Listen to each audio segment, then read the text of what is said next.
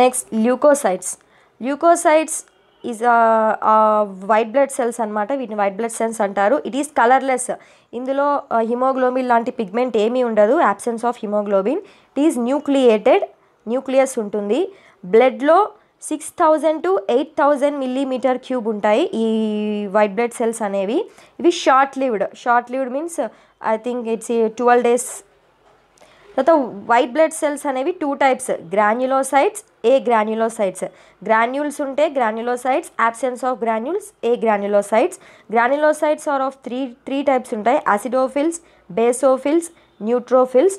ఈ అసిడోఫిల్స్ అనేవి 2 to 3% ఉంటాయి. It resist infection and allergic reactions. మనకు బాడీలో ఏదైనా అలర్జీకి సంబంధించి ఎటువంటి ఇన్ఫెక్షన్స్ రాకుండా ఈ అసిడోఫిల్స్ అనేవి మనకు యూజ్ అవుతాయి. తర్వాత బేసోఫిల్స్ 0.5 to 1% ఉంటాయి. దీస్ ఆర్ లీస్ట్, ఉన్న అన్నింటిలో కూడా ఇది లీస్ట్ నంబర్. తర్వాత ఇది హిస్టమైన్, సెరోటినిన్, హెపారిన్ అనే వాటిని సెక్రీట్ చేస్తుంది. ఇన్ఫ్లమేటరీ రియాక్షన్స్, మనకు ఎటువంటి ఇన్ఫ్లమేషన్ అనేవి రాకుండా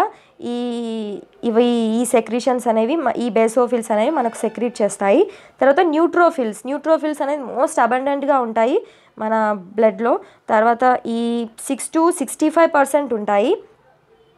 ఇది phagocytic in nature. Phagocytic means ఏదన్నా మనకు బాడీలో foreign agent means antigen enter అయినప్పుడు దాంతో ఇది ఫైట్ చేస్తుంది.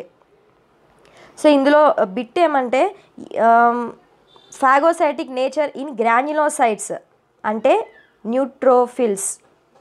తర్వాత ఏ గ్రాన్యులోసైట్స్ వచ్చేసి 2 types, lymphocytes and monocytes. Lymphocytes వచ్చేసి 20 to 25% ఉంటాయి.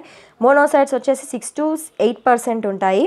లింఫోసైట్స్లో 2 cells ఉంటాయి, B lymphocytes and T lymphocytes.